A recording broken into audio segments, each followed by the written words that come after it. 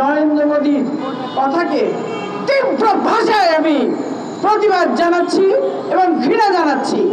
কারণ বাংলাদেশ আজকে 54 বছর পার করেছে।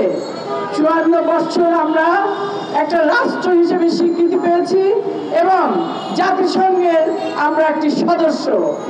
আজকে কিভাবে নরেন্দ্র মোদী বলেন যে তারা আমাদের বাংলাদেশটাকে তারাই স্বাধীন করে দিয়েছে?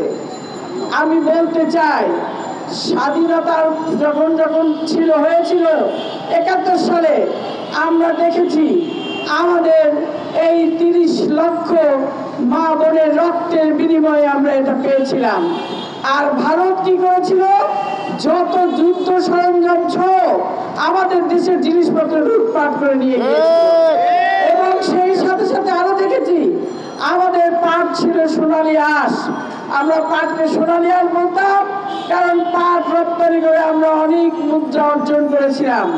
সেই পাটের কলগুলো আমাদের বন্ধ হয়ে গিয়েছিল এবং দেখা গিয়েছিল সব কলকাতা এবং দিল্লিতে পাটের কল খুলে গিয়েছিল। এই যে লুটপাট করেছিল, এই লোলুপ দুষ্টি ভারতের অনেক আগে থেকেই। আপনারা জানেন আমাদের বাংলাদেশের উর্বর মাটি, মিষ্টি পানি, সুন্দর আবহাওয়া এবং দেশটার সবকিছু ভালো। এই কারণে হিউয়েন সাং বলেছিলেন যে বাংলাদেশে প্রবেশের অনেকগুলো পথ আছে, কিন্তু বের হওয়ার একটিও পথ নাই। বাংলাদেশ একটা অত্যন্ত সুন্দর দেশ। সেই কারণে আমাদের দেখেছি ভারত সহ বিভিন্ন দেশে আমাদের দেশের দিকে লোলুপ দৃষ্টিতে তাকিয়ে থাকে। তাই আমরা বলতে চাই, এই ষড়যন্ত্র করে আর লাভ নেই। মানুষ জেগে উঠেছে। আপনাদের কর্মচারী শেখ হাসিনাকে দিয়ে 15-16 বছর আপনারা চুষে খেয়েছেন, এখন আর চুষতে পারছেন না, এখন গিলে খাওয়ার চেষ্টা করছেন। কিন্তু আমরা বলে রাখছি, বাংলাদেশের মানুষ এখন সব বোঝে, তারা এখন অত্যন্ত সচেতন এবং আমরা এখন প্রত্যেককেই নিজেদেরকে সৈনিকের ভূমিকা পালন করব।